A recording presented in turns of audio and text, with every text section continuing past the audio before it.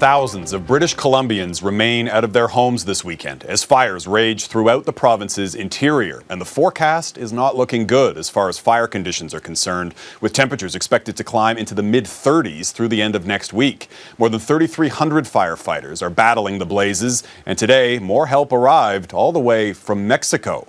A crew of around 100 firefighters touched down this afternoon in BC, heading to the wildfire front lines after undergoing COVID-19 testing. There are now more than 260 wildfires burning in the province, and around 39 of those are of particular concern, considered highly visible or posing a potential threat to public safety. All told, fires have burned more than 376,000 hectares of land in BC so far this season.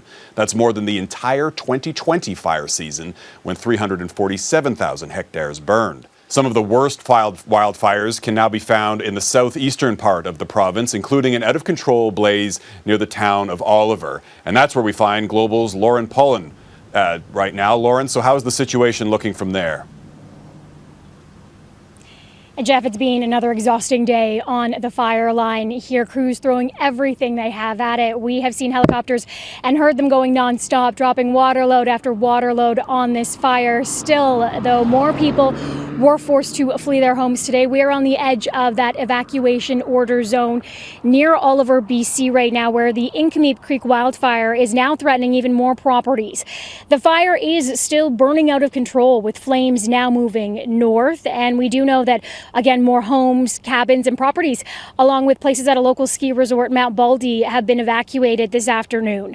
Officials tell me this fire is growing, but because there is so much smoke, firefighters can't actually map out how much it has spread. There is some good news, though, in this firefight in the south near Osoyoos. 40 homeowners, along with the Spirit Ridge Resort, a cultural center and a nearby winery, have all been allowed back after several days being out of their homes. No doubt breathing an incredible sigh of relief. Still, well over 850 property owners are still forced out of their homes right now. It was a traumatic situation for our members that were pulled from their homes and were able to grab just a few things they needed. And we, from our end, it was a scramble at that time, and a ton of people within the Osoyoos community, just residents, stepped up, found supplies, came in to assist. It's always great to see when people just step up at a time like that and support us and help out. So that was pretty amazing. I was prepared for it. I mean, I saw it coming with the fire. It's slowly moving that way. It was just a matter of time. Nothing we can do. And Lauren, fire crews there must be exhausted, but as we mentioned, more backup has just arrived. So how are they expected to help? Jeff, definitely welcoming all of the backup they can with open arms, as the crews here really have been working nonstop. And as you heard a little bit earlier, those 100 fire crews from Mexico have now landed in BC to help with this firefight, alongside crews who are already here from across Canada. And they are heading to help the fight here at the Invernos Creek wildfire, and will actually be in action starting tomorrow. These highly trained crews will be on hand for 30 days, working shoulder to shoulder with our wildfire service crews. We can't thank these men and women enough for heeding our call for support.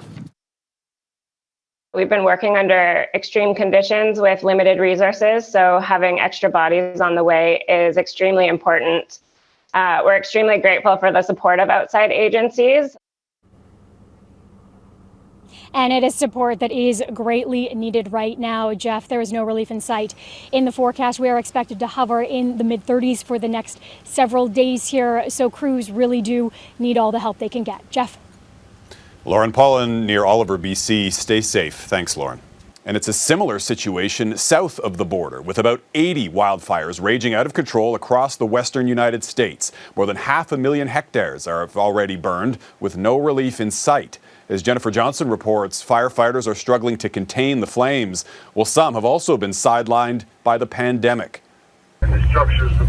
Hair-raising video as California firefighters drive through burning embers to get to homes threatened by the Tamarack fire. That blaze has crossed into Nevada. Homeowners have been told to get out. There's a mountain right behind my house, and the fire was coming right down. In many communities, homes have become piles of ash. With winds picking up, the fire's path has become harder to predict. The extreme fire behavior meant that it was definitely going to be a difficult time, and in some cases a real firefight. Scientists blame climate change for the drought and excessive heat, creating a losing battle for firefighters. There's not a lot of moisture left in the ground, and it leaves the forests, any vegetation that's on the ground, in a state where a single spark could easily set off an inferno.